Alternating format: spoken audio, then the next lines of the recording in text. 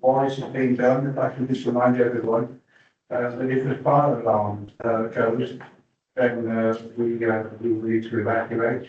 You should leave by the nearest fire exit, which may be behind you, and we meet at the top of the Mill Hill car park. Please, it's quite important, please make sure if we do evacuate, don't use the lift. Please don't use the lift. The most probable route, if we're okay with it, to use the central stairwell and the main exit from the building. Okay, can I have confirmation for the line? Okay, thank you. Okay, good evening everyone. Welcome to this meeting of the council. I am Councillor Peter James, Chairman of the council, the chair of the evening's meeting. I would like to remind everyone present to use the microphones when speaking and don't speak too closely if we get some feedback. If we keep just the distance to the microphone, we should get good sound quality. Only 2 microphones in addition to mine can be on at the same time.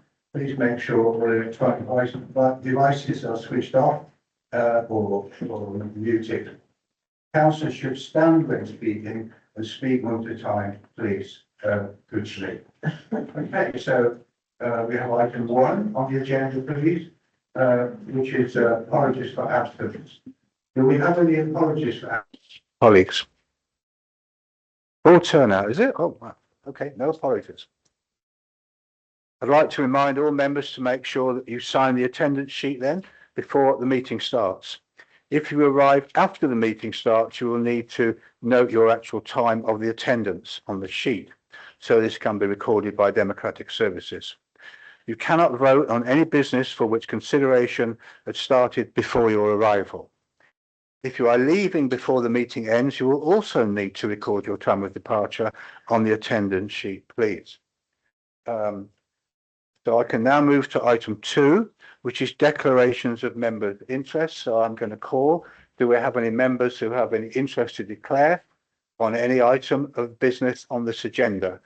If so, please can you tell me the number of the item, whether your interest is a disclosable pecuniary interest, another registered interest or non-registered interest, and the nature of that interest. So do we have any interest to declare this evening, please? Councillor Finan, please. Thank you, Chair. Yeah, I'd like to disclose that my wife works for Herbert District Council, which will omit me from item number 8 on the agenda. Thank you, Councillor Finan. Do we have another interest?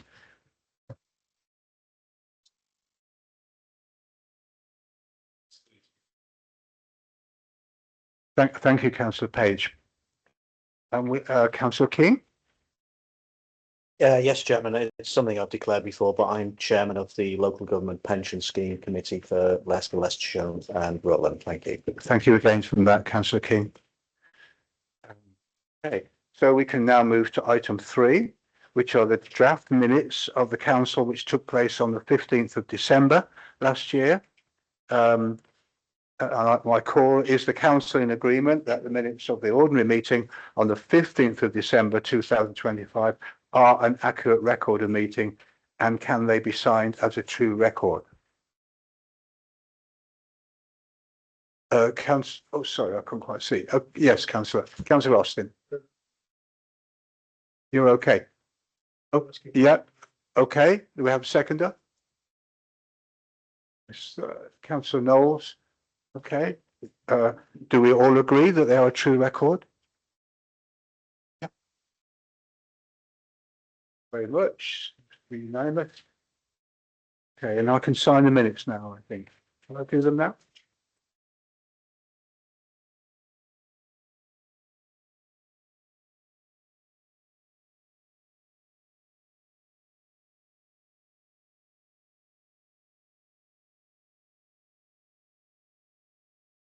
Right, where do you want me to sign the way?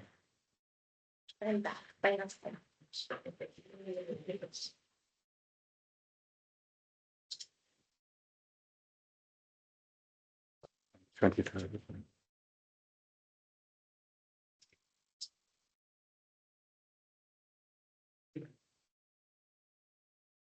There you are. Oh, okay, thank you. And before we move on, I have an announcement, and the announcement is we welcome Councillor David Page, who has joined us now. Congratulations on the election. Well done. Pleased to have you here. So that deals with that. Unless, would you? That was not meant in any way. Councillor Page, I'm going to give you the opportunity to say something, okay, in response to that, if you want. Thank you, Chair. I'd just like to say, well, it's very nice to be here. Thank you very much indeed. Excellent. Thank you. Yeah, I'll try not to get confused, okay? Right, okay, so right, we are now on item 4, Chairman's announcements. I won't bore you with too much on that, but I have attended 5 events since we last met just before Christmas, including the Welland Park Bell Tower restoration, which we had a good crowd of people there. It's good to see that's been renovated there. And then another one which is quite close to my heart, and that was the Billy's Bench that we've got in the square in the town of Market Harbour, and it's particularly interested to me, and I'm very pleased about it because Billy Kimpton, who was a well-known street cleaner in the town of Market Harbour, and he worked for me from 1988 till about 1996, and he was absolutely loyal, very dedicated worker, and he was well known in the town, even to the point where there's a painting of him, I think, working in the town. So it's a great honour for me to actually attend that dedication. So I just put that part out. Councillor Anderson has been supporting me on my chairman's activities, one being the Cows by Candlelight in Great Bowden, and more recently the Mayor of Oby and Wigson's charity Curry Evening, which I couldn't attend. I also wanted to thank those who attended my carol concert just in December. It was a really good event. The Methodist Church was packed out, standing room only, and we did raise £500 for my charity, which is Smile Train. And also, not following on from that for very much further on, the staff here did a charity bake of cakes, and I sampled quite a lot of those, and they were very good. And the staff here raised £92.05 for me, so I'm really, really pleased about that. I haven't quite finished yet. I've got 1 or 2 more, and I think one for the charity Thai buffet night on the 11th of March has been announced. I have a request from the Little Bowden Bowling Club to have another event there. We did one at the beginning of the last year. It was very successful, and they'll be very pleased to do another one. And there may be an event just before I leave as chairman. Okay, so that's item 4. Thank you very much. And we move now to item 5. And item 5 is the leader's report, which we should have before us. And I'll call upon the leader, Councillor Knowles, to take us through that report, please. Thank you, Chairman. Yes, the report was sent out earlier today. It's a relatively short statement, as a significant number of items are linked to the Council's budget, which we will be debating shortly. Local government reorganisation. The wheels of local government reorganisation continue to turn, and we are now in the statutory consultation phase, which runs until Thursday, the 26th of March. I would urge all members and all residents to have your say and complete the feedback survey. I will be formally sending in Harbour District Council's response based upon the executive decision Cabinet made on the 12th of November 2025, which followed scrutiny and council discussions. We also had notification a couple of weeks ago that Leicester, Leicestershire and Rutland are being offered the opportunity to put an expression of interest by the 20th of March to have a foundation strategic authority, which, if like other areas, will be established with devolved funding in areas such as local transport and skills, and the government is currently consulting on giving foundation strategic authorities the power to raise an overnight visitor levy. Some may say this is another tier of local government set up at great expense while removing the tier of district councils nationally.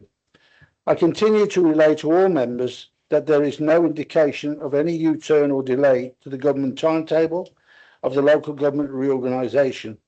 Every meeting I attend is consistent Government want local government reorganisation completed within this parliamentary term, and they are sticking to it.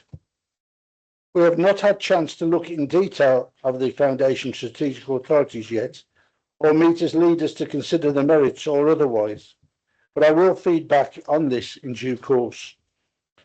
Rewilding update. I have committed to continually update members on our ongoing development of Rewilding Harbour project, which continues to progress and develop. Firstly, I'm pleased that an update report will be coming to Cabinet next week, which includes a business case, which, as we all know, is a living, breathing document and will continue to evolve and develop as the project progresses. I'm really pleased to see the volunteer visits to the site are almost fully subscribed. Now this shows the significant interest we have locally in helping to create a new publicly accessible open space blended with significant restoration for nature and rewilding. I'm also really pleased to state that Rewilding Harbour has taken a further significant step forward with Leicestershire and Rutland Wildlife Trust informing the council of potential new area to be considered in Lutterworth.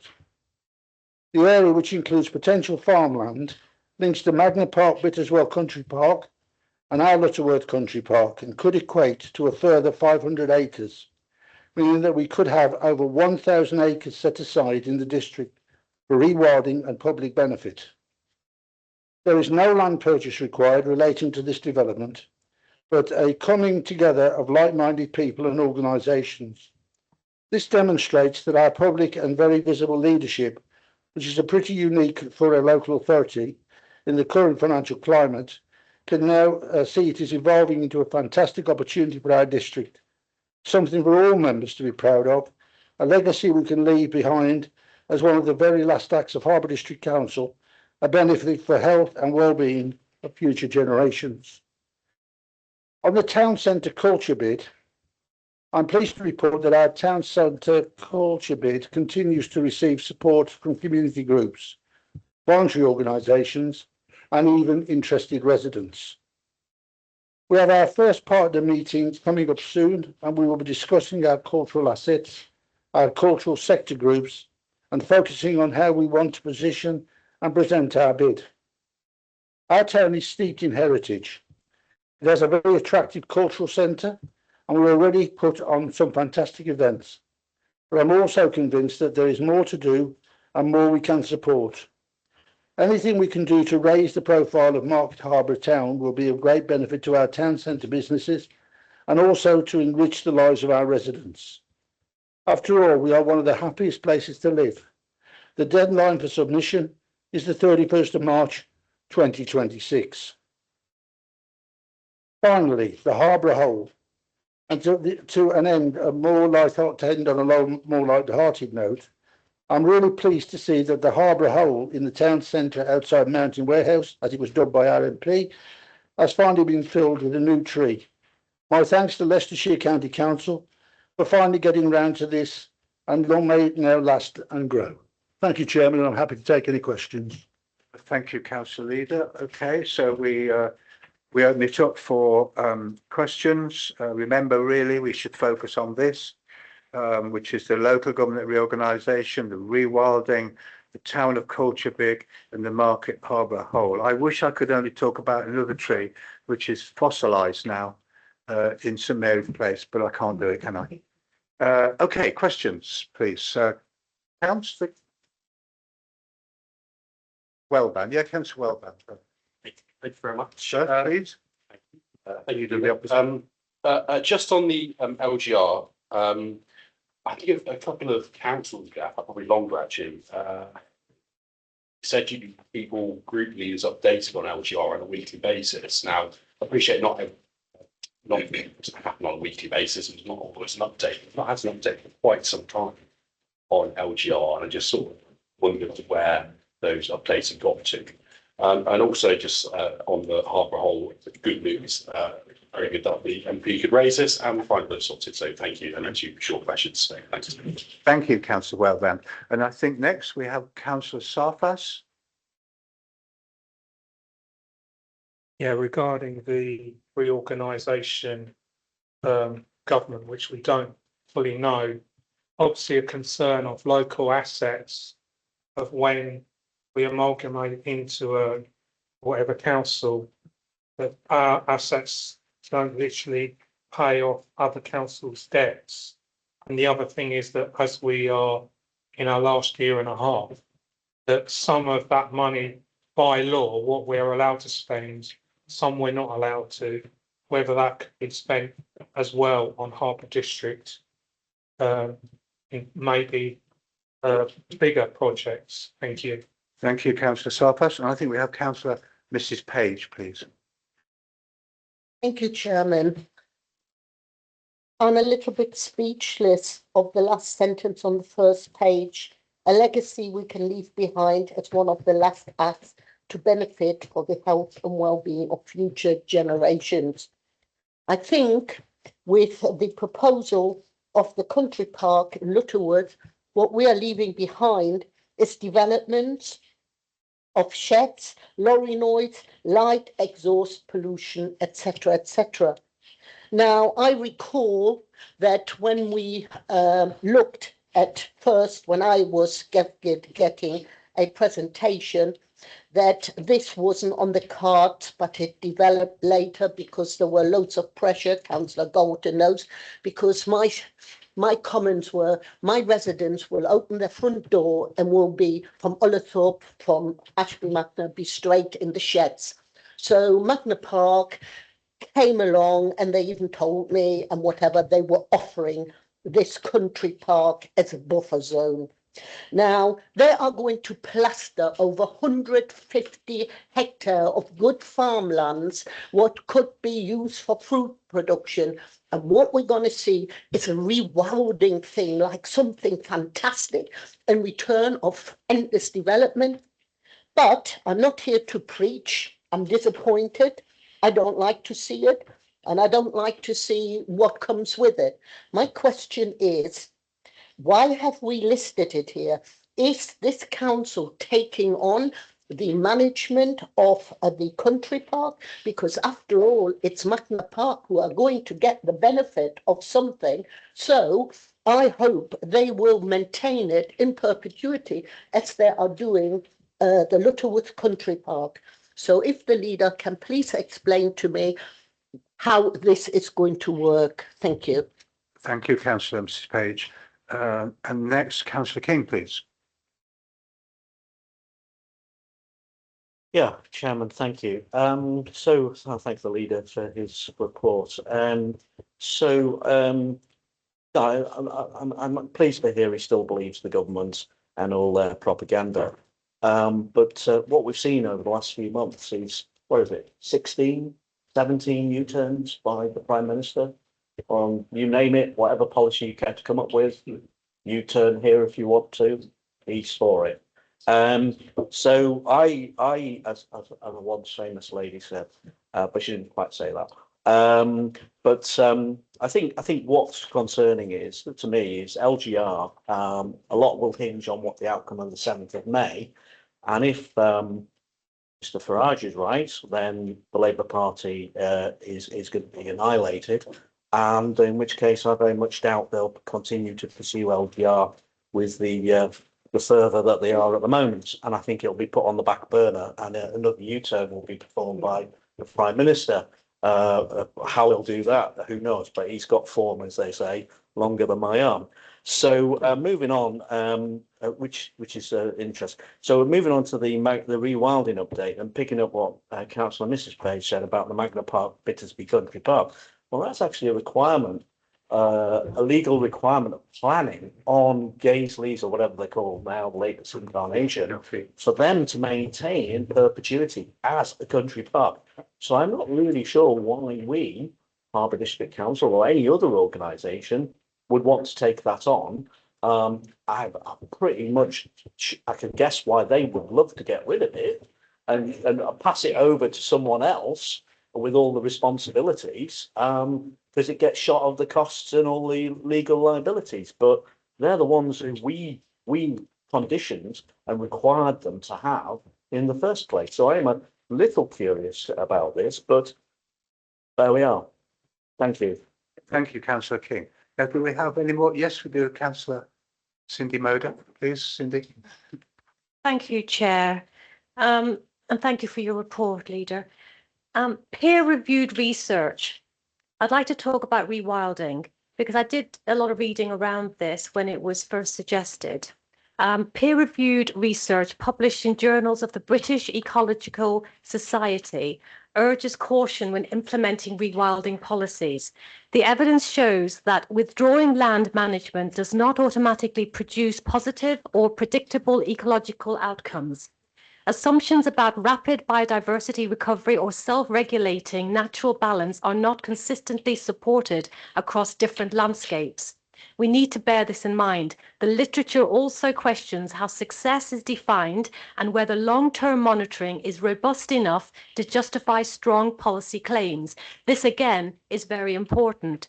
This is not opposition to nature recovery, not at all. It is a call for rigor. If we're going to pursue rewilding, and I'm not against it locally, it must be evidence-led, properly evaluated and based on realistic ecological expectations. Ambition is important. Don't get me wrong, I'm all for ambition, but it must be matched by accountability and sound science. And if the science backs it, then so do I. Thank you, Chair. Thank you, Councillor Moder, for that. And thank you for setting an example of how we should all use the microphone, because it was very, very clear. I think we're having a few problems on live stream at picking up, but we all need to follow your example. Any more questions? Any more questions for the leader? Nope, nope. So perhaps you respond then, please, Councillor Knowles.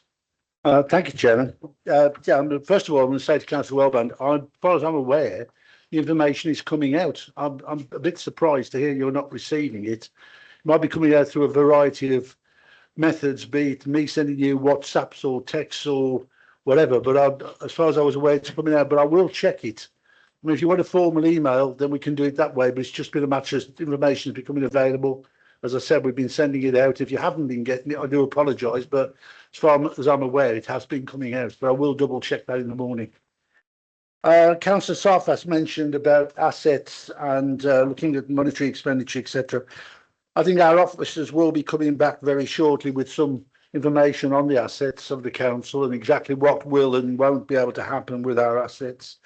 Because obviously, as part of the local government reorganisation, there's going to be major question marks about how we do process different assets the council currently has.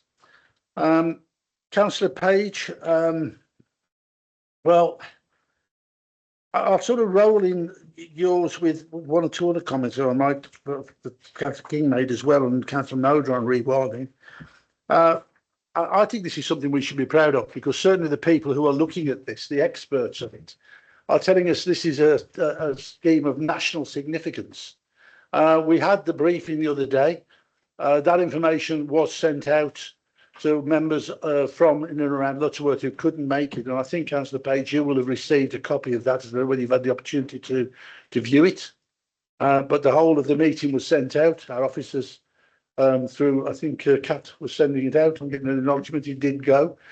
So again, if you get the opportunity to take a look at it, you know, the experts were explaining a lot of the information about where we are on that. We may have light pollution, we may have development that they want to do in and around the district. But what we've got to try and do is to make sure we balance this and to give our residents long term the heritage of having these areas, these open spaces, to be able to benefit them both physically and mentally. And I think that's very important. But I will check again, as I say, with the officers, but my understanding is that those emails have gone out. So I would ask you if you'd have a look online and take a look at it. And any other member who wants sight of those, that actual recording of the briefing, please let me know, and you're very welcome to it. It's not a problem at all. It's not about Magna Park managing this at all. This is about a much wider project. So I think, again, you know, I would encourage you to let us pick that up with the officers. And if there's any sort of misunderstanding here of who's the experts are, we're very happy to share that, because I think it is important. As I say, we've said all along, Harbour District Council is acting as a facilitator here. And it is something we can be proud of, because like it or not, we're here at a situation now, we've gone from a standing start to now in little more than a couple of years, where we're talking about 1,000 acres being involved in this scheme. And I think it is important that we, we look and should congratulate ourselves on that happening. But I will speak to the office, we'll get some more information out and make sure if members need any more information, they're available. And again, if you want extra briefings on it, again, there's absolutely no problem as far as I'm concerned, we can do that. Councillor King, I can tell you, I think you've got it wrong. You said about the government U-turns being 16. I saw the BBC, they reckon it's 15. So one of us is right and one of us is wrong. But I have to say, it's around that figure. It's 15 or 16. Yeah, it is around that figure. But if you can ask me to speculate, are they going to do it again? I simply don't know. None of us do. I mean, we can only work with what we're being told. Everything we go to, every meeting we have with government ministers, every leaders meeting, doesn't matter where it is, with the LGA or a district council network or down at Westminster, we're getting told exactly the same thing. There is no U-turn. We're on with it and we're pushing on with it. So we have to be prepared to make sure that we can do that. I think I've covered most of the points there. If there's anything I've missed, please let me know and I'll be happy to pick it up. Thank you, Chairman. Okay. Right. Okay, thank you for that, Councillor Leader. I think now we can move on to item 6, which is questions submitted by members, and we have 2, and one from Councillor Sarfas and one from Councillor Mrs. Page. So can I ask Councillor Sarfas to present your question, please? We know what the question is. Can I go back to the second part of the question? Basically, it says in this answer, basically, I would like to know what the traffic policy is and what highways are going to do about RHV lorries, because there are policies in the traffic laws and rules and regulations. So I'd like, if it's possible, a reply back from who's dealing with it to come back to me from highways, please. Thank you, Councillor Sarfas. Can I ask, you have your question there and you have the answer. Are you satisfied with the answer, Councillor Sarfas? I'm not satisfied with the answer. If you can just indicate to us I'm not what you're not satisfied with. Not satisfied with the answer, but that's the standard answer. That's why I said, would they go back and ask highways? Sorry, I won't repeat it because I don't want to. I'm not meant to, am I? So. Yeah, this is a county council matter, of course. Yeah. Okay, thank you. Okay, so we'll move on then. Councillor Mrs. Page has a question to the chair of the Constitutional Review Committee. Would you like to read your question out and add any comments, Councillor Page? No, it's very clear. Are you satisfied with the answer, Councillor? No, okay, thank you very much. Yeah, good. Okay, so then. Now, okay, we've got some really important issues to deal with now, as we all know. So we can move on to item 7, which is the final budget for 26-27, one part, and then we have the medium-term financial strategy 27-28 and 28-29 to the end of us, perhaps, yeah? So first of all, I'd like to call upon, it's a very complex area now, but I would like to call upon Councillor Jim Knight to introduce the report, please. Please, Jim.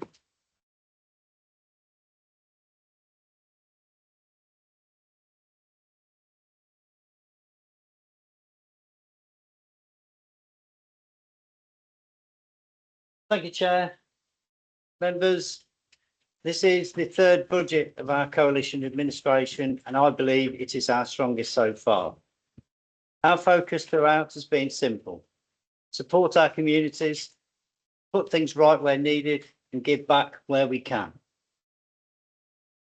Because of the strong financial performance of this council, we are able to share our success directly with residents. One of the headline proposals this year is a 5% reduction in council tax, giving back over £9 for every Band D household at a time when people need every bit of help. The budget we're presenting today is fully affordable, and the council remains financially stable for the rest of the life of local government reorganisation. For 26-27, we're delivering a £1.4 million surplus.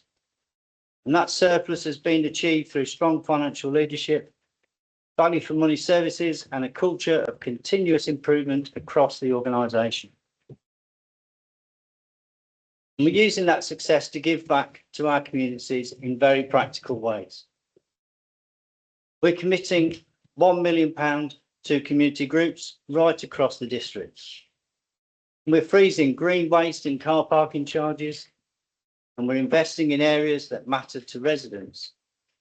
Flood intervention, targeted economic regeneration, community development, waste services, youth activities, and further improvements to governance, including work on special expenses following scrutiny recommendation.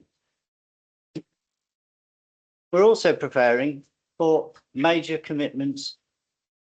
Our environmental services team are currently procuring a £6 million refuge street cleaning and grounds maintenance service contract from April 2027, including a new fleet and a modern specification designed around the needs of residents.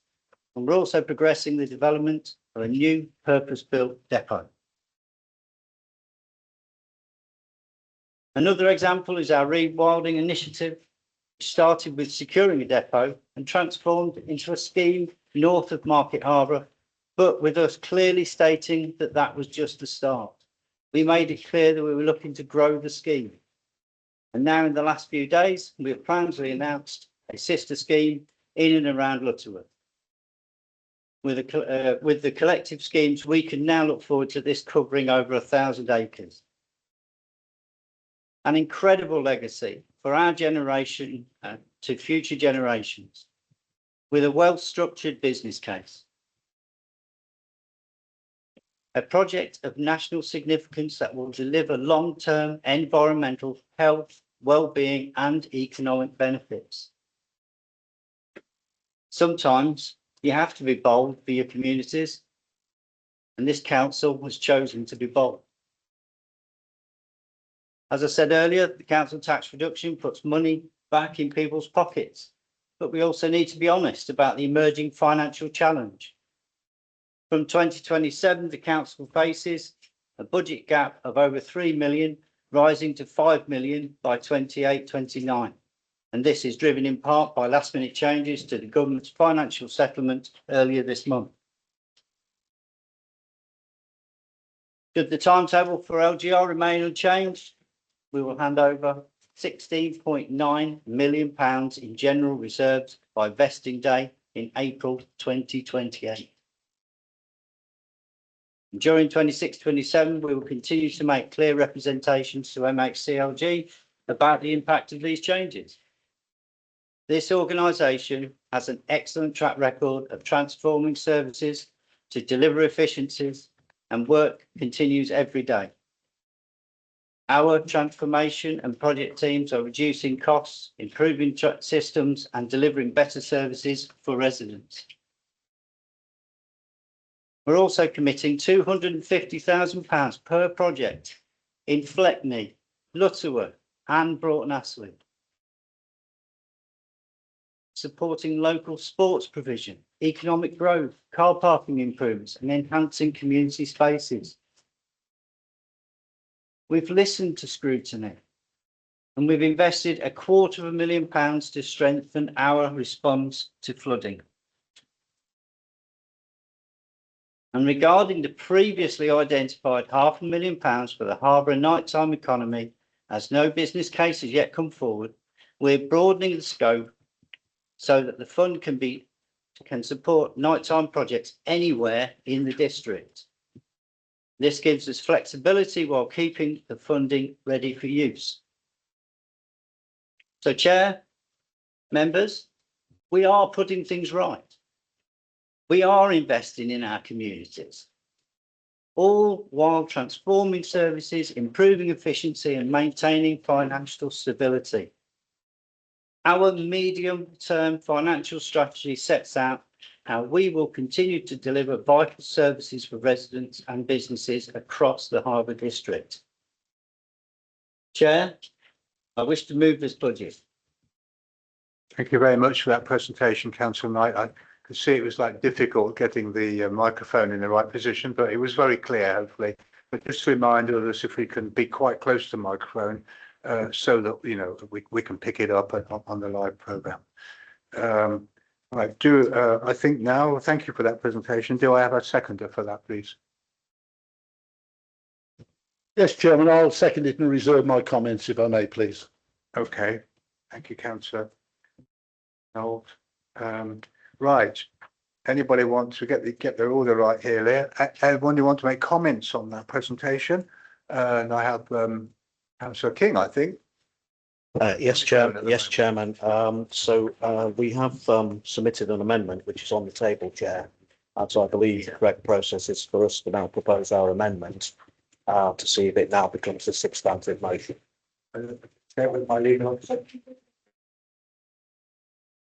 We wish to do it now, Chair. Yeah, you can do it now, or you can do it any time during the debate. No, we'll do it. If you want to do it now, you can, or if you want We to want hold on a bit, No, we want to do that now. you want to do it now? Yeah, we want to get on with it. Thank you.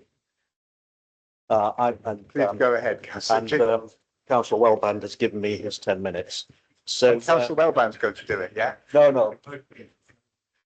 Oh, 10 minutes, okay. That's very good of you, Councillor Wellband. Well, You you've have given 10 me minutes, his lead. Councillor King. Yeah, that's right. Okay, so thank you, Chair. Before I begin, I'd like to place on record my thanks to Clive Mason and his team, along with Leah and Democratic Services, for their assistance in helping us put together our amendments and also sending them out earlier to all colleagues.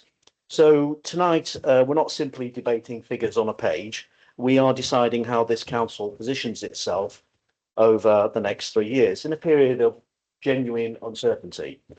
And what we've heard from the administration so far, I have to say, is just not credible. The coalition has framed this budget around giving back, putting right and investing in our communities. These are positive ambitions and we support those principles. And Councillor Knight talks about they've achieved strong value for money and strong financial management. Well, that's actually what you've benefited from is what we did when we were in control. We left you with a dowry of £15 million plus, and now you're looking to spend it before you cut. And so what we differ on is sequencing, sustainability and risk. Now, the medium-term financial strategy identifies structural pressures in the years ahead, which Councillor Knight referred to, and he told us he wants to cut council tax. So we know there's a projected funding gap emerging. We know reserves are being drawn down. We know net expenditure is increasing. So in that context, we have to ask whether reducing council tax by 5% this year is the right call. Now, some of us may sit there and they may think, well, we've got cash to spare. What does it matter? But we don't. This is what we call insurance. It's the just in case money, although it's a lot of it, but we don't exactly know what's going to happen with LGR. There's a great deal of uncertainty. And if LGR got extended by a year or delayed by a year, which is entirely possible, given the Prime Minister's proclivity for U-turns, then, you know, we will be in serious difficulties. So our proposal for an amendment our amendment proposal for a council tax freeze, not an increase, a freeze. This protects residents from higher bills while strengthening the council's financial position compared to the proposed reduction. And it materially improves the 26-27 budget and reduces reliance on reserves. So this isn't caution for its own sake. It's responsible stewardship for residents and taxpayers alike. They expect that. In fact, they demand it from us. And so short-term generosity can't come at the expense of medium-term resilience, which brings me to the most important risk. And we've mentioned it already a couple of times, local government reorganisation. And a number of the assumptions within this budget are influenced by the prospect of structural changes. We're clearly planning for transition, we're planning for reform, but we don't control the timetable, as the leader admitted earlier. We don't control the final model. We don't control whether government accelerates, delays, or reshapes those proposals. So the questions we should be asking is, well, what happens if it's delayed? What happens if it's modified significantly? What happens if it never happens at all, which is also a possibility. And if that occurs, the council is still responsible for its financial position. Reserves we draw down, well, we can only spend them once, as I think we all understand that. Recurring expenditure, well, that remains recurring. Capital commitments, we have to, they remain on our books. So there's a whole heap of issues and risks that we're entering, which we don't really understand. So freezing council tax, as I say, it does strengthen our position. Reducing reserves strengthens our position. Pausing further capital allocation, pending properly scrutinised business cases, strengthens our position in that scenario, and removing premature growth posts strengthens our position as well. So this isn't anti-ambition, it's pro-resilience. And this amendment is not simply about restraint, it's about priorities. So we speak about cleaner and greener communities, and our residents and us, we all expect to see that. And that is why we propose additional investment in fly tipping enforcement and prevention on top of what's already been put in, because fly tipping is visible. It undermines confidence, it damages the environment, as I'm sure we all understand that. That is why we're also proposing to increase street cleansing capacity. If we invest in additional equipment, we also have to resource that properly. We're also proposing to reduce bulky waste charges from the £50 that's been proposed in the budget to £10, because we believe that if we really are serious about reducing illegal dumping, we must make lawful disposal accessible and affordable. And that's a practical environmental policy, which I hope we could all support. We're also proposing to invest in disabled play equipment. We already have some, but there are significant tranches of the district that don't have any at all. And inclusion isn't an option. It can't just be in one place and not in another. So we need to reflect that across the district. We're also proposing to put some money into strengthen neighbourhood planning support, because the government whipped the funding for that. And we have a lot of communities that need to redo their neighbourhood plans in the coming months and year or so ahead because of the local plan situation. And so if we believe in localism, we must equip them to do that. Our proposal on ward member and community grants, we believe this combines the advantages of both schemes into one, and it would mean that ward members would then have equal ability to support grassroots initiatives. That's fairness, that's empowerment for councillors. And on capital, we're not cutting investment, we're redirecting it. And so instead of committing £500,000 to what was called, I did like this in the initial budget, leisure diversification. I did think that was about leisure centres to begin with, but then realised it wasn't. We want to create a targeted hospitality business support grant scheme, which is detailed in the amendments. Our hospitality sector underpins our town centres, many of our rural centres and villages. It supports jobs, local supply chains and evening economies. If we want vibrant high streets and village centres, we have to support businesses operating on them. That's being pro-business. That is being pro-jobs. That is what responsible growth looks like. Without this, and throughout this amendment, there is a consistent thread. We freeze council tax, we strengthen the structural budget position, we reduce reliance on reserves, we invest in visible frontline services, we support neighbourhoods, we support local enterprise, we apply financial discipline to major commitments. It's not a radical rewrite, it's a recalibration. It ensures that ambition is supported by evidence. It ensures that spending aligns with visible priorities. And it also ensures that if LGR is delayed, reshaped or abandoned, we remain stable, solvent and sustainable. So, Chairman, there is a choice tonight. We can budget for the world we hope for, or we can budget for the world we might actually face. Our amendment seeks to do both, and I do hope that members across the chamber, from all parties or none, will support that. Thank you very much. Thank you very much for that presentation, Councillor King. Do we have a seconder for this amendment, please? Councillor Welber. Yeah, seconded and reserve my remarks. Thank you. Thank you.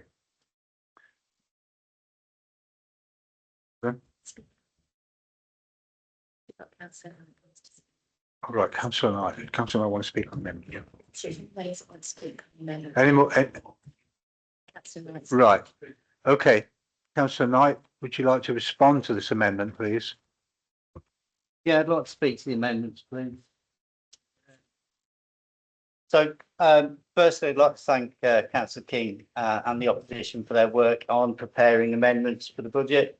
Clearly, it's disappointing that this has only been presented to us today when there have been ample opportunity through the draft budget stage and through scrutiny and cabinet. As members are aware, the budget presented tonight has been through scrutiny and comments were taken on board from opposition members, including adding in monies for flooding support. So we did listen, we did make changes. So I'm sure we would have looked at all of these amendments seriously had they come forward at the time. And they didn't, but I'm sure we'd be more than happy to take these away and discuss them further with Cabinet and Coalition colleagues. As for freezing council tax, all this will do, members, is put money back into the reserves. When we can put this money into every household in their pockets. I understand the sustainability argument for the council and their future as things stand right now. But we will not be here in 2 years' time, so supporting our residents right now is our priority. I think that our budget is broad in range and delivers all corners of our district. It gives back and it puts things right and it invests in our communities. So in summary, thank you. We will take this away and look at it, but I cannot support these last minute amendments. Thank you for that response, councillor Knight. I think councillor Galton would like to speak as well, please. Councillor Galton. Yes, thank you very much, Mr. Chairman. So, yes, here we are this evening. Obviously, we have to set a budget, so there will have to be some accommodation. And, you know, I would perfectly accept there are some quite reasonable ideas in here that could have been looked at. But why did you not bring these to scrutiny 2 or 3 weeks ago? Why did you not bring these to the cabinet and say we'd like these to be? Why do you put these on the table on the day of the meeting where there's no time to have a look and look at it?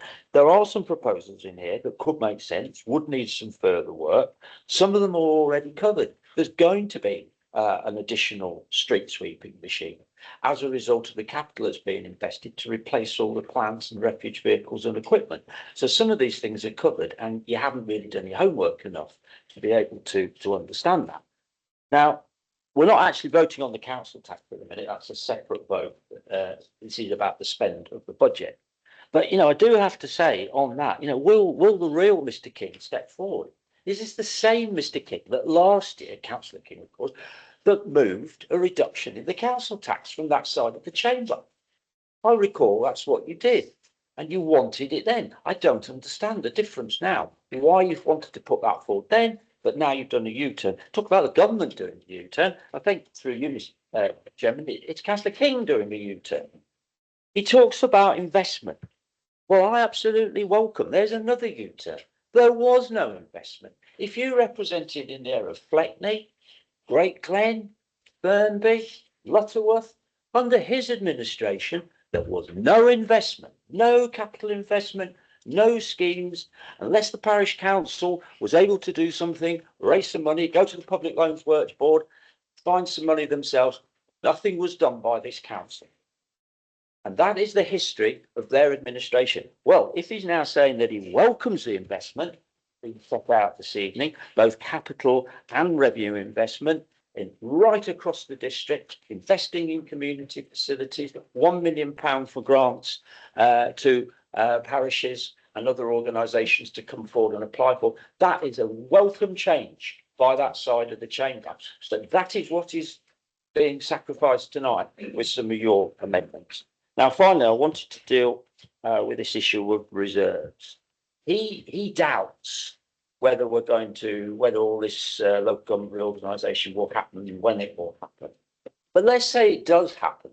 Let's say it happens as the government intends it to happen on the timescale, and we've got 17 million. Does he want to what will happen is whatever those assets are of the council, they will go to the new authorities. But let's say that the city is expanded. Does he want some of our 17 million to be handed over to an expanded city?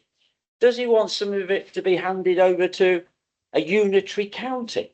Well, would it not be better to try and invest that money now or save it so our residents in Harborough, after all, they are the taxpayers, they have paid for it, actually get some benefit from that? Or does he just want to give it away to the new unitary, wherever it might be, or expanded into the city? I think that's a very, very careful question that all members ought to consider tonight. And that's why Councillor Knight fashioned the budget in its way, so investment takes place in the communities while we're still able to do it in Harborough District before we get abolished. Thank you, Mr. Chairman. yeah, I urge thank- people to vote for the budget as proposed. Thank you very much, Councillor Galton.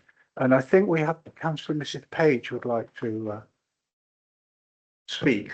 Yes, Councillor Chairman, Page. thank you very much. First of all, let me get one thing clear before I start. There are two amendments.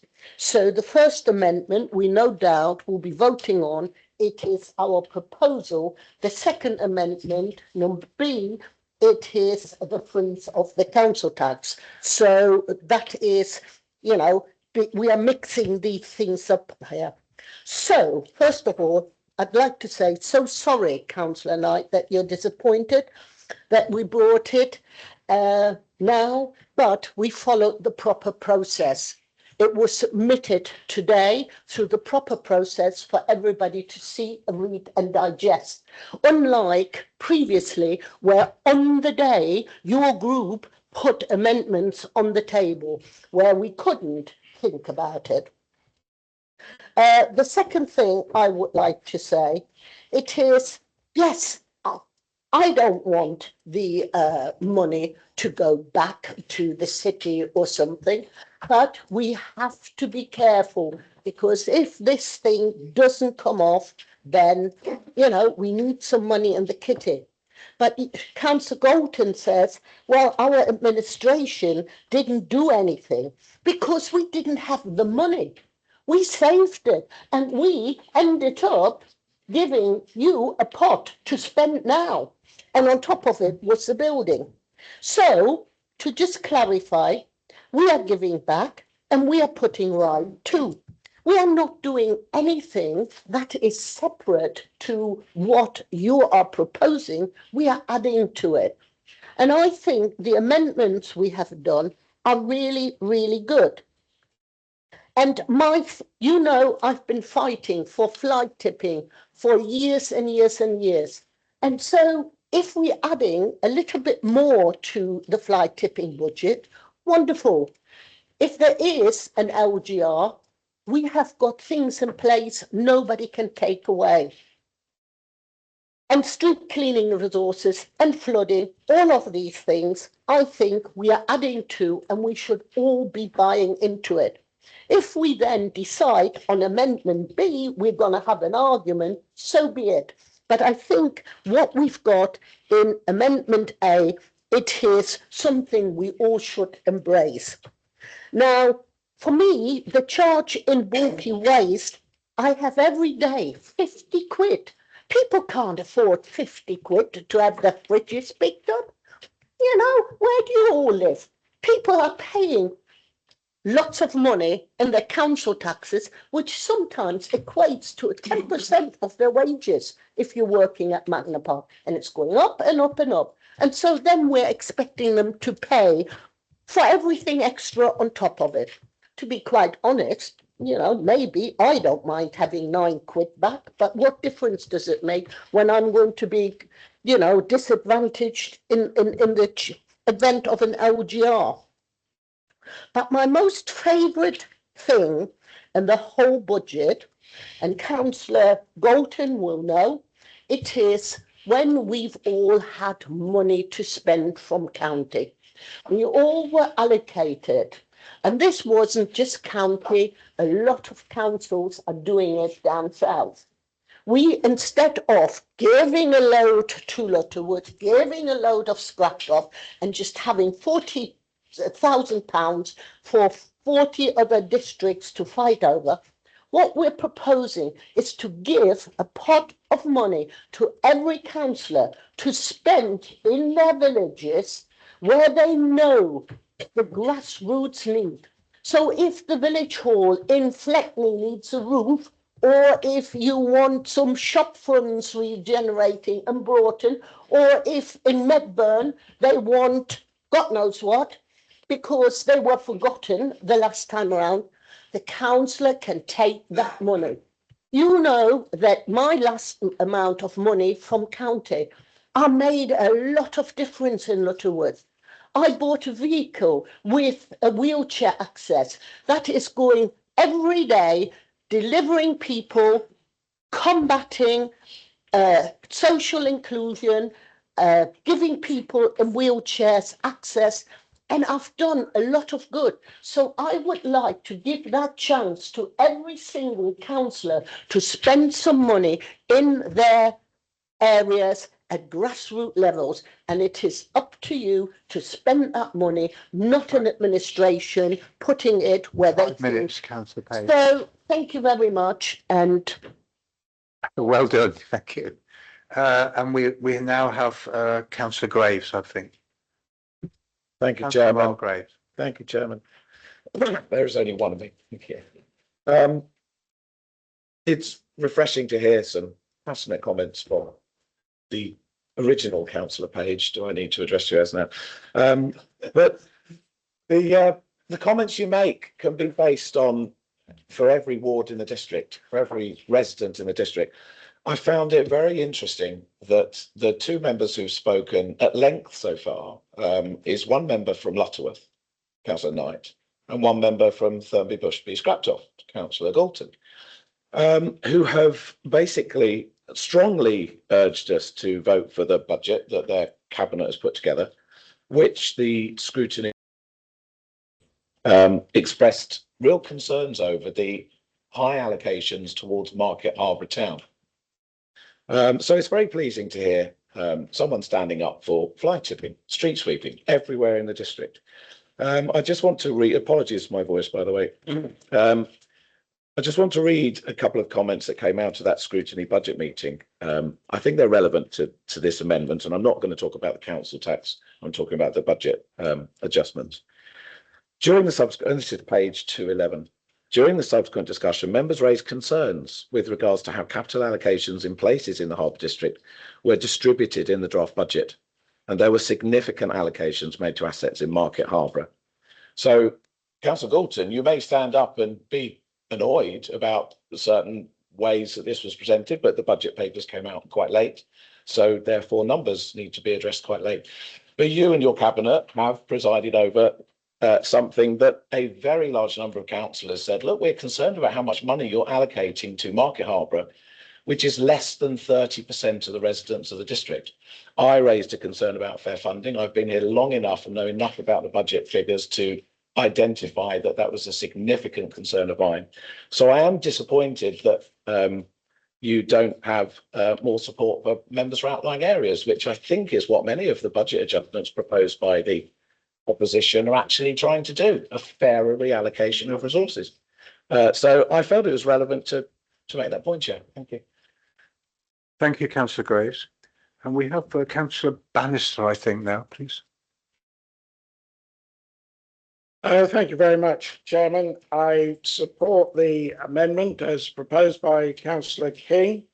I do so really on the basis of reading through the financial report underpinning the budget proposal and having to take cognizance, as disappointing as it is, of the local government financial settlement that this council has to endure.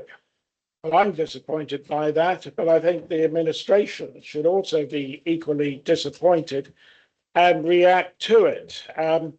And we are now told, and this is the reality of our fiscal situation, core spending power is reduced significantly. Harbour District Council was hit worst. It's the third worst in the country and the worst in the county. The growth from business rate is lost. to government redistribution on a national scale. So we've lost that. The revenue support grant is reducing. The adjustment support grant is available for just 1 year, but it will, in my view, not be available after that. And to consider a council tax reduction, which reading through paragraph 3.33 is warning this council that a reduction of 5% could amount to a loss of £588,000 in one fiscal year, and then it's permanently lost. You can never recover it, and it goes on and on over the council tax years. And we are supposedly working with our local authority partners towards local government reorganisation. And this council in November submitted a paper which talked about the efficiency savings of North City South of £44 million. Well, this council is at very big risk, a reputational risk of not being able to fulfil the harmonisation of council tax, working towards those efficiency savings that we signed up to just a few months ago in November. So that is the reality of what we have to deal with. We do have to recognise that reducing the council tax is now building in a significant financial deficit into the medium-term financial strategy of this council. And for that reason, I cannot support a reduction. And in terms of the actual budget expenditure in itself, it is a matter of rebalancing the priorities of this council. The real issues facing our residents is the litter, the fly tipping, the support to our really hard hit hospitality sector that we need to give as much assistance as we can. We're adding to community investment with the ward grants and the play equipment for the disabled. I think that's a bonus, and our budget proposals allow for that, as well as for many other things as well. The amendment to the budget creates a more fiscal, responsible, credible budget, and I would urge people to suspend it. I'll end just on a little note, just to remind Councillor Galton, because he's completely forgotten. He was talking about no investment in Lutterworth during the Conservative administration. Go and have a look at the refurbished Lutterworth Leisure Centre. We spent £1 million on that. There's a master plan going through that cost £1 million to set up. And we did make investments across the district. And I can't think of any reason for your lapse of memory, but it's there. Just check the records and try not to be so selective in future. Finally, I just want to end with a little anecdote. I was speaking with a resident just over 2 weeks ago. He'd heard, in his words, a fellow from the council on the radio telling him that he was going to be receiving something just over £9 in terms of a council tax rebate. And he was looking forward to his council tax being reduced by £9 over the year. And I had to disabuse him and say, Harbour District Council is just one preceptor. I'm afraid when you see the bottom line of all the other preceptors, you're going to be actually paying more, perhaps £80, £90 a year more. 5 minutes, Councillor Bannister, please. He said, well, gosh, that's very disappointing. I thought I was going to get some cash back. I said, no, I'm afraid you're going to be paying more. And the moral of the story is 20 seconds over, Councillor Bannister. It's all those fiscal instabilities in our budget and meet NTFS. At the end of the line, the residents won't notice it, won't see it. So please support the amendment. Thank you, Mr. Chairman. I apologise if I went over. Thank you, Councillor Bannister. Thank you very much. We have, I think, councillor Knowles speak at the moment. Yeah, thank you, Chairman. I just wanted to comment on one or two things on the amendment. First of all, councillor Bannister just referred to the former administration putting things right at Lutterworth with the investment of the leisure centre there. I would just like to point out and remind members that when this administration took over, we were weeks away from the chains going on the doors of both leisure centres, and we had to move very quickly, otherwise they would have been closed. And we had to invest 1 million plus over at Lutterworth to refurbish it. So it's not a case of 3 cheers for what the previous administration did. We came very close to losing the 2 leisure centres that we have. And I'm very proud that one of the first things we did as an administration was to actually move in and to save the leisure centres. I'm listening to the comments here about, you know, a reduction in the council tax and the other people who are messing around with their tax levies, etc. The bottom line is Harbour District Council is trying to do its bit.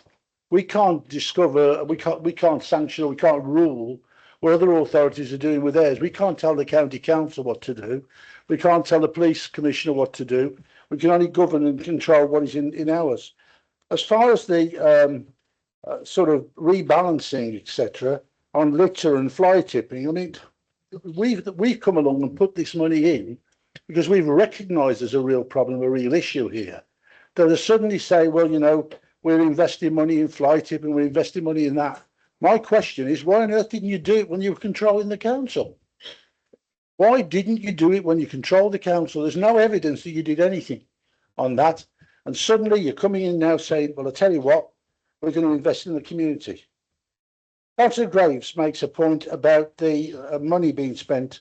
One of the things that was said by Councillor Graves is that Councillor Knight identified the fact that we have rebadged this £500,000 for the nighttime economy in Harborough, recognising that it can be used anywhere in the district now, because we listened to what was being said about making that money available to go elsewhere in the district. Very important readjustment, points well made. We took them on board and we put them in the budget. We've also we've sat and we've listened about the capital allocation and all of the things that are happening. You know, we've looked and tried to put money, invest money in the outlying areas because it's important that we do. You know, we're looking to put money in all sorts of areas like Fleckney, like Broughton Astley, Thurley, all over, because it's important that we invest in our communities. And one of the things which has been quite interesting for me is that when I've gone along as leader for this authority, along with the chief executive, and I've met with some of these parish councils, the first thing they've said is, well, we've not seen anybody from Harbour District before. The leader's never been to see us before, because then they want to engage with us. And it's important that we're doing that. I really do urge people to vote against this amendment, because putting this amendment on the table now is not giving people time to study it in detail. It's not giving us time to look at it and to really assess what it's going to mean. I mean, for example, you know, there's a glib comment in there about, well, what we can do is we can change the price on this or we can change the price on that. What is that actually going to mean for the district council? What is it going to mean in administration time for the officers? I mean, the community grant scheme is another good example. You know, that £1 million community grant scheme has done huge amounts of good right across our district, benefited so many people. Again, nothing done under the previous administration. It was all done under this administration. And it's benefited so many people. And now what they want to do is to say, no, what we'll do is we'll take it because it was a good idea, really, and we should have done it. And we'll try and amend it. But no discussion about what the admin is going to be for our officers and how that's going to be administered and everything. You know, there's too much muddy water here, Chairman. And I would really urge everyone to vote against this amendment, because I think it is a dangerous amendment, because we haven't had time to evaluate it. As Councillor Gorton said, there's some good things in there that we would want to look at. But equally, you can't cherry pick out of this. It's too important to get it right. We put our budget on the table. It's been through all the appropriate and necessary requirements to all the different bodies, scrutiny, etc., cabinet. It's been right the way through everything. People have had the opportunity to comment. People have had the opportunity to get involved. On this one, it's the 11th hour and 59 minutes. It's just put on the table. Thank you for that, summing up, councillor Knowles, really. I'm just conscious I've got two more members who want to speak. And 3 members I see now, thank you. So if I could call upon Mr. David Page, councillor David Page. Say a few words. Thank you, Thank you, David. Chairman. And to those opposite, I want to say to you tonight that I'm really not interested in what happened in the past. Tonight is about the future. I wasn't part of that past, but I was elected in December to be part of the future. So I'm sorry, Councillor Knight, as well, that your budget to me is irresponsible. It's a spending plan written by a council that knows it may not exist in 2 years.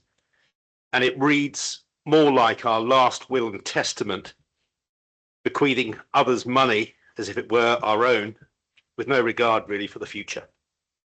Harbour District Council is likely to be abolished. Leicestershire County Council is likely to be abolished. And instead of tightening and protecting the financial position for whatever replaces us, this administration is expanding commitments and cutting income. It's the wrong direction. And as far as I'm aware, we are increasing the permanent wage bill for this council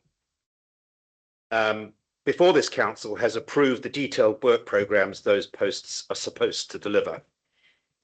We're committing capital to projects without fully scrutinised business cases. We're embedding ongoing costs into a council whose lifespan is uncertain. And at the same time, we're cutting council tax by 5%. For a Band D household, that's roughly 3 pence a day. 3 pence. And in return, the council removes more than 367,000 from next year's revenue base and over 1 million across the medium term. That weakens resilience. It doesn't strengthen it. The medium-term financial strategy warns about structural pressure. Our own Section 151 officer has highlighted the risks. And last week, for those of you who didn't witness it at County Hall, it was our very own Councillor Galton who reminded members to heed the Section 151 officer's warning at County about structural fragility, about the danger of embedding commitments without securing funding. And he was right. But here, when our own Section 151 officer raises similar concerns about sustainability and structural pressure, those warnings appear to carry less weight. You can't insist that professional financial advice must be followed at County and then ignore the same principles here. The advice either matters or it doesn't. And it appears it only matters when it's politically convenient. I would remind members that when I was elected in December, the 5% council tax gimmick was raised and was rejected by voters at the doorstep. Yet tonight the coalition presses ahead regardless. It's not listening, it's disregarding the expressed views, particularly of my residents. So this budget expands commitments, reduces income, increases reliance on reserves, and passes greater structural risk into that future. The fact that this authority may soon be abolished is not a reason to accelerate spending. It's a reason to show restraint.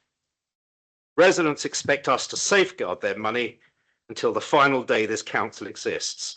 We should not be remembered as the council that spent freely on the way out, but as the one that acted responsibly until the last vote it ever cast. And I urge members, therefore, to support the amendments from this side of the room. I cannot support this budget. Thank you, Councillor Page. And we have Councillor Salfas, I think, is next one. Councillor Salfas. Where's your budget? Can't see your budget anywhere. All I can see is amendments. Anyone can do amendments. Anyone can argue amendments. Anyone can play political games on the day of when it's going to be voted. But there are people out there that can't afford to pay their council tax. And the last speaker was talking about he wasn't concerned about the last 4 years. I had to put up with the last 4 years under Councillor King, where there was no investment, hardly any investment in the community. The Tories want to not spend any money, but what they want to do is when we amalgamate with all the councils together, they want all the money to go to pay all the debts of all the other councils that are in debt up to their eyeball. So let's let the householders hear that. That's what they want. And in this budget, there's more being put in the community than under Councillor King. Under Councillor King, we had to put up with for a certain amount of years budget of no investment into wards, no investment into communities, apart from Regina Page, the hard work that she's done in Lutterworth and other councils in Lutterworth. Thank you. Thank you, Councillor Sarfas. And now we'll call upon Councillor David Gare, please. Thank you, Chair.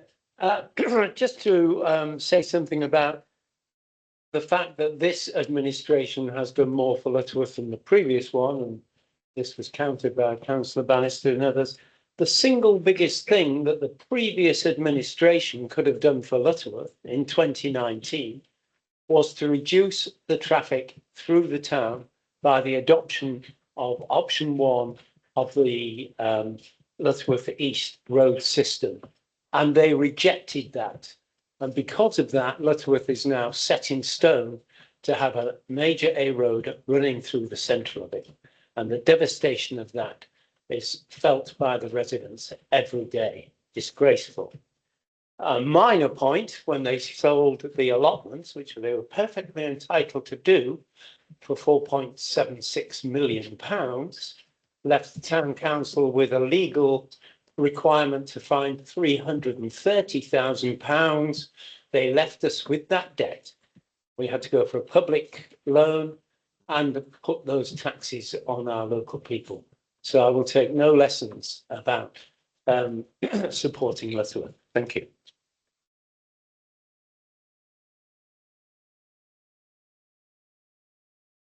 Thank you, Councillor Gare. Thank you very much for that. And Councillor Grafton Reid, please. Thank you, Chair. Much of what I wanted to say has already been covered, so I will paraphrase what I was going to say. I am disappointed with the capital allocation. I know there's more to come, but there was an opportunity here missed to spread the capital allocations further across the district, because that has been a sore point for a long time, as you well know. And I echo Councillor Graves' comment about fair funding on that point. I support this amendment, particularly in 3 areas: the attack on fly tipping and littering.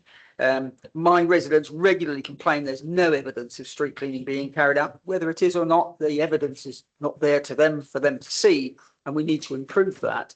And we are suggesting more funding going into that to achieve that. Fly tipping, again, it's a scourge across the district, and although much good work has been done in the recovery years since COVID, we need to have more activity in that area. And we're seeing this low-level fly tipping, particularly in the rural areas where I come from. One of the factors that trigger that, and if you read it in the national press, is the cost of disposal of waste. And our proposition to reduce the cost of that is a real opportunity to make it more likely that people will do the right thing rather than dumping it into a hedgerow. So what we're trying to do with these amendments is reduce the barriers for people to do the right thing while providing more resources to deal with those who don't. I particularly want to see this support for neighbourhood planning. Neighbourhood planning is fundamental to the democratic planning process. Having been heavily involved in neighbourhood plans at Broughton Astley, I believe it demonstrates clearly what can be achieved when residents are listened to when it comes to major housing developments. Now, Harbour District Council has historically done well with neighbourhood plans. but with the very disappointing central government cuts, many of the villages and parishes will need support to ensure that local voices are heard. We support residents in having a proper say in where they live. And finally, the change in tone about the small business grants. However you phrase it, I'm supportive of that. However we phrase it, this side or that side, I don't care. The point is that we need to have support going out to small businesses across our local economy. These small companies in the rural economy, they provide not only jobs, but places for our communities to come together to create that sense of place. They've been battered by rising costs inflicted by central government. And so if we're to have the communities that we all love, this council should make every effort to support them and help them survive. So I urge the councillors around the table to support the amendments. Thank you. Thank you, councillor Grafton-Reid. And councillor Joe Asher, please. Thank you, Chair. Yeah, I can't support these amendments because, again, as colleagues have said, they've come to the table so late. There are some ideas in here that would have been great to consider, but it's come in so late. We haven't got the chance to get the professional advice from the officers. There are things that we are already doing. One of the things that somebody said, I think it was Councillor Page, he wasn't in the chamber when the previous, or in the area when the previous administration were in charge. I wasn't in the chamber either when they were in charge. So the history I only know from what I've heard. But I did live in the area, and what I can say is that Welland Park is looking a hell of a lot better under our guidance. Leisure centres are looking a hell of a lot better. The community grants have been fantastic. They've been so well received from charities, clubs, parish councils that wouldn't have a chance to apply for any money or get the money for projects.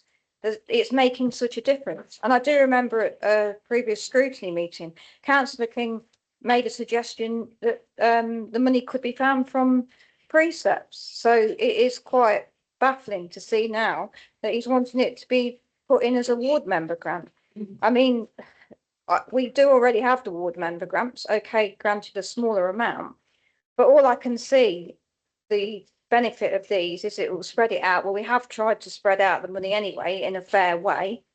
And I don't think that actually giving ward members the chance to spend it on what they think is the correct way to spend it, and it's the correct thing to do. I think the parish councils know what needs spending. They have people come to them. I think the way it's worked at the moment is working. So why should we change it? But as I say, there are things in here that we could have looked at, but it's come in at the 11th hour. We haven't had a chance to read it. You know, I haven't seen this till I've got here tonight. It's just too late to do anything about it. I just cannot understand why time after time we sit in this chamber getting last minute paper drop on our thing. What for? For political gain?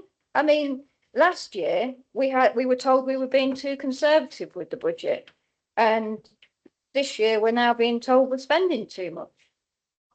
We stand here again. I don't really understand it all, but that's what I've got to say. Thank you. Thank you, councillor Asher. Thank you for that. And now have councillor Finan, please. Thank you, Chair. Can I just say I do actually welcome the budget amendments that have been put forward. I am for Little Bowden. We do suffer from fly tipping there. I think it's a great idea. The council tax proposal, yeah, I've got every kind of agreement really on that matter. But at 5 to 3 this afternoon, this was sent through. 5 to 3. You've been talking about 16 million, 17 million. You've given impassioned pleas about why this is right. Yet you leave it till that time. I chaired the joint scrutiny a month ago when you had a chance to discuss this. And I actually find it really insulting to the system that you leave it till this time right now to bring this forward, because there's good stuff here that we could have worked with. And you've just kind of played a game with it. It really is frustrating. And you want to be taken seriously. How can you be taken seriously when you leave it 3 hours before a meeting to give us a budget like this? I'm sorry. I just don't understand. Thank you, councillor Fine, and thank you very much. Councillor Woodywitz now. Thank you, Chair. Yeah, I'd just like to pick up on a few comments, if I may. There's been lots of talk about the spread of allocation around the district. And I think it's very fundamental that the community grant follows this settlement hierarchy. So we are distributing the money by the sizes of the settlements across the district. Also in this budget, we're giving £250,000 to Broughton Astley to fund their own leisure centre through their parish precept. Last year, we gave 100k back to Lutterworth for the allotment fiasco that's already been referred to. And when we're talking about fly tipping, we already have bought another van and crew that's in this budget. So there is going to be extra capacity already. And we're buying 2 sweepers, not 1 sweeper, as was in the previous contract. And also, when in this amendment here, it doesn't make sense. CCTV, you, Councillor Wellband, have been talking about replacing all the Chinese units, and yet you want to reduce it to £50,000. How are we going to have both these things at the same time? It just can't happen. And obviously, the lack of investigation. So on the flooding, you want to reduce the money and spend under £50,000 on investigation. But the Reg 19 reports from the Leicestershire County Council are the investigation. So, yeah, I would reject all of these kind of amendments, and I think we should go with the original proposals. Thank you. Thank you, councillor Woodywitz. Thank you. Lots and lots of discussion. Do we have any more speakers?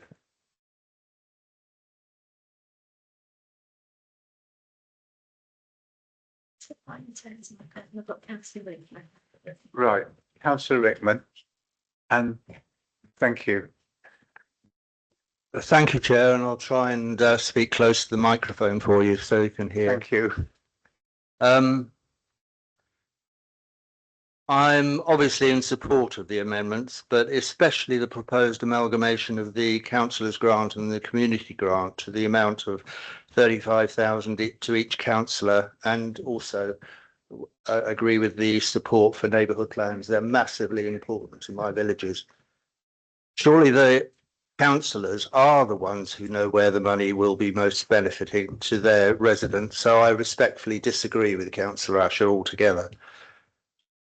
I was very grateful for the £5,000 councillor's grant, but when you have 18 villages to satisfy, it doesn't go very far. It actually amounts to £277 to each village, to be fair to all the villages in turn. So far, the settlements that have been mentioned are all larger settlements. There are those of us who represent the smaller villages. Following on from Councillor Gray's comments, I can recall a previous council meeting when I also questioned the leader about the disparate amounts of money spent between the towns versus the villages. I also seem to recall his reply was, "We are making the towns more attractive for the villages to visit." And I have a very good memory. Perhaps our proposed change will help to make the villages more attractive for the town residents and tourists, which contribute a great deal to our income to visit. Thank you. Councillor Rickman. Thank you, Councillor Rickman. Okay, do we have any more speakers? Oh, yeah.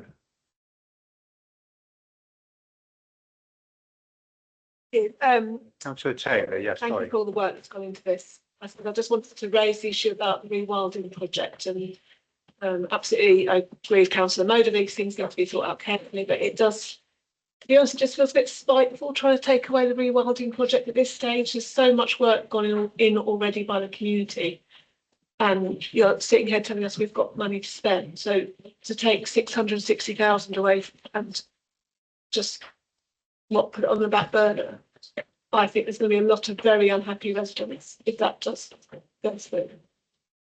That's something that we need to be proud of. Thank you, Councillor Taylor.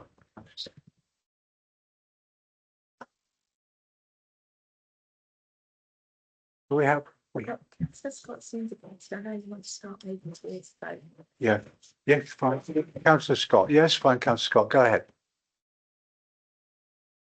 Thank you very much. I don't intend to go over what my colleagues, a very well laid out our amendments. Everyone has been fully detailed. I just wanted to go through and give you some more detail. You complain that we haven't given you enough detail and it's been bought at the last minute. Well, I'm going to give you some detail.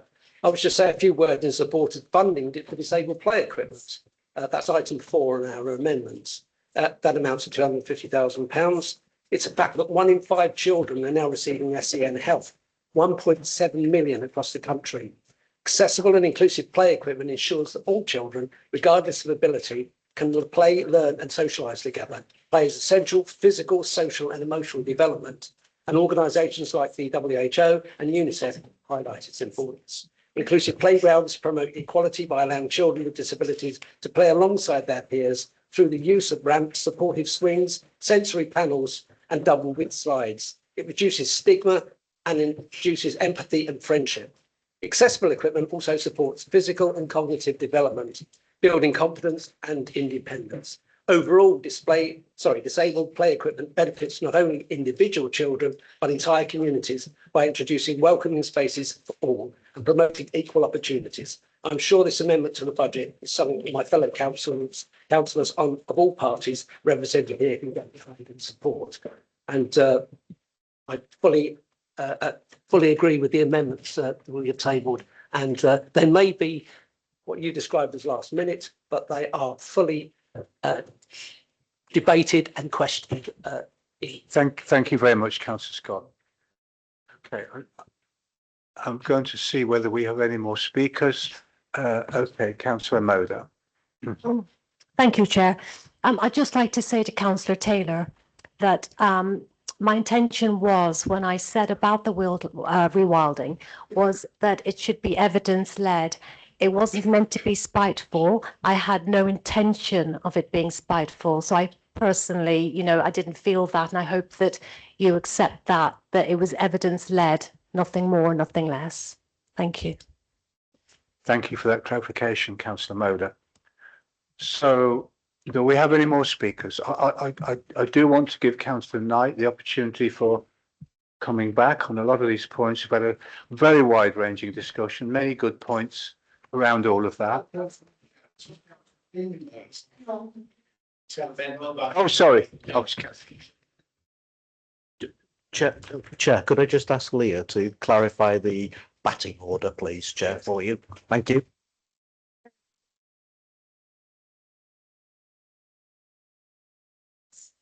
Councillor Knight spoke first on the amendment, which is out of order, not in the out of order sense, but in the it would normally be he'd speak last. Okay. So if you do allow him to say anything further as a right to reply, I'd encourage it to be very brief and only on any very key essential points, if that's what you want to have happen.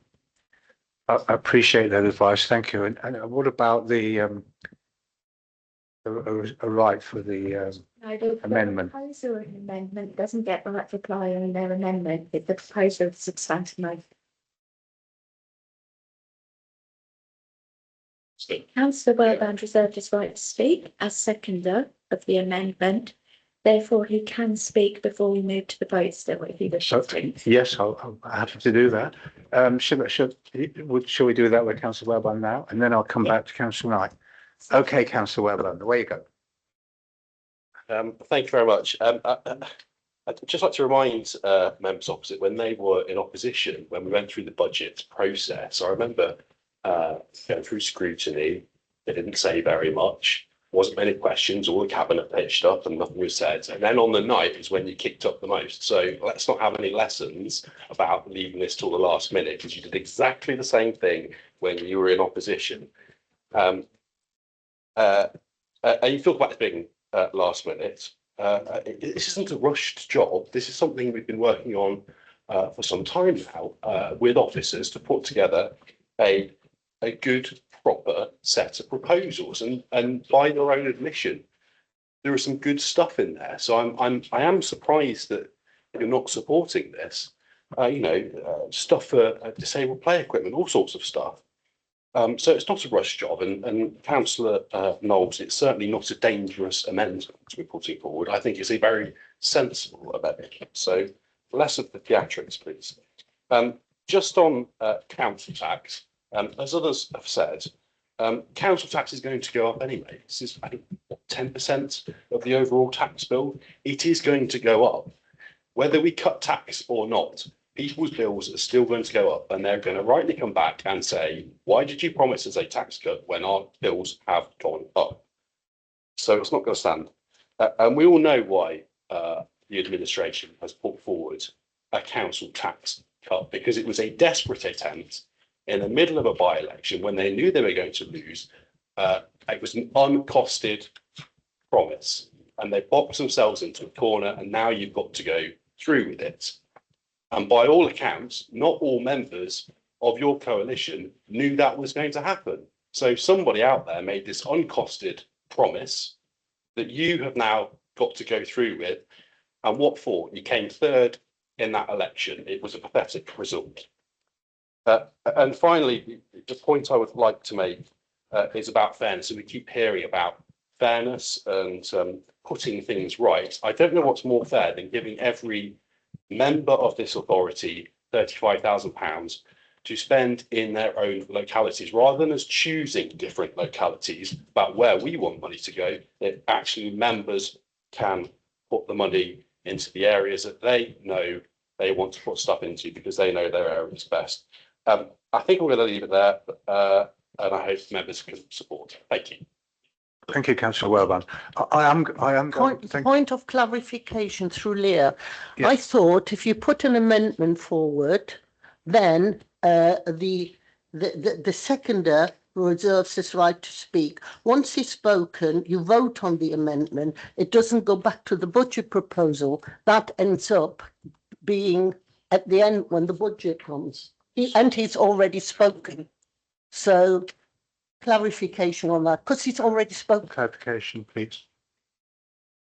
Yes, yeah, Leah will clarify this for you, Councillor Mrs. Page.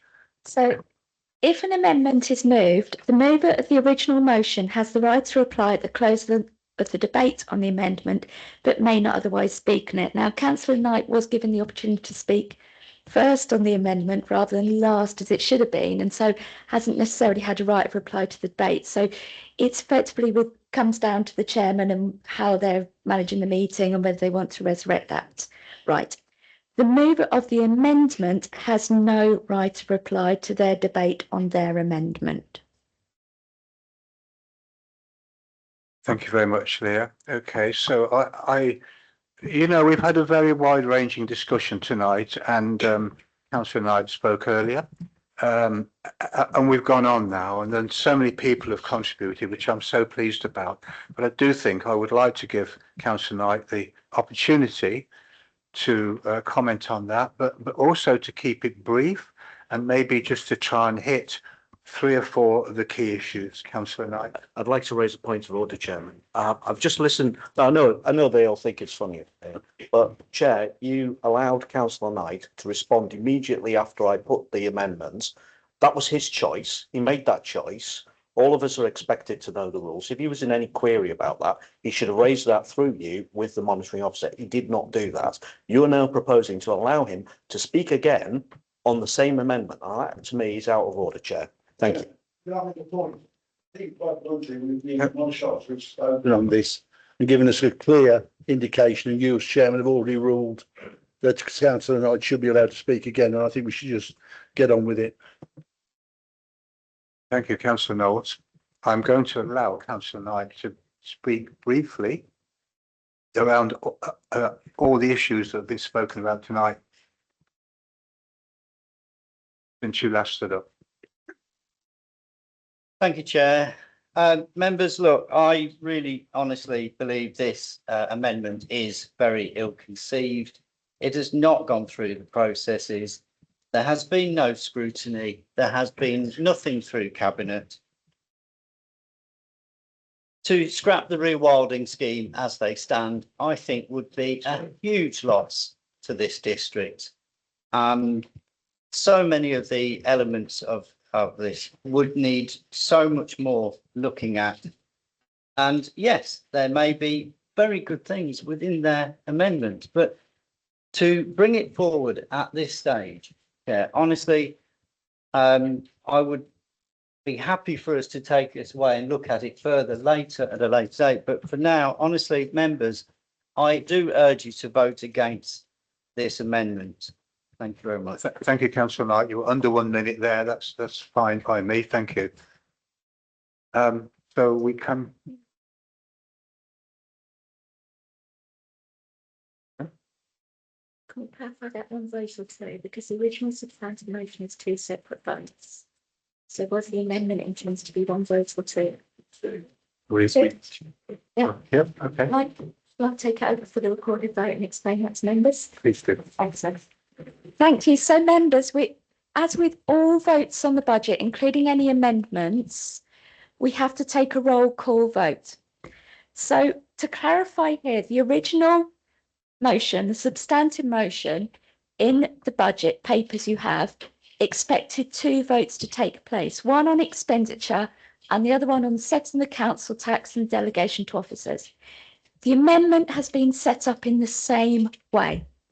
So first off, I'm going to do a roll call vote on the expenditure, the core elements of the budget, and whether you're for, against or abstaining with those.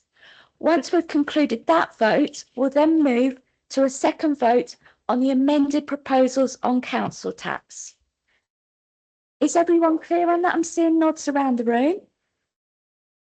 Okay, so you're going to vote on the amendment and this specifically the expenditure proposals first. Each councillor by surname, if you can please announce if you are for, against or abstaining, starting with councillor Anderson. On the amendment. Against. Asher. Against. Austin. For. Bannister. For the amendment. Bateman. For the amendment. Beadle. Against. Birch. Against. Bremner. For. Burrell. Against. Dan. For the amendment. Elliott. Against. Finan. Against. Foreman. Against. Gare. Against. Galton. Grafton Reid. For the amendments. Graves. For. Pollock. James. Again. King. For. Knight. Against. Knowles. Against. Mahal. For the amendment. Moda. For. Nunn. For. David Page. For. Rosita Page. Rickman. For. Sarfas. Against. Scott. For the amendment. Taylor. Against. Wellband. For. Woodowis. Against. Worrell. For.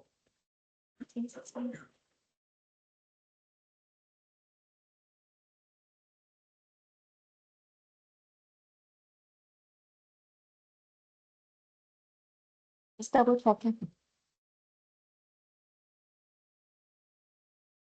Okay, so that's 18 for the amendment and 16 against Chairman, and therefore it's carried. The amendment becomes the substantive motion. And Chairman, if we may, what we'll do is we'll just share on screen what the substantive motion becomes. Oh, yes, of course, sorry. And so we also, as Councillor Wellband kindly pointed out to me, we need to vote on the council tax element now. So this will become the element where the original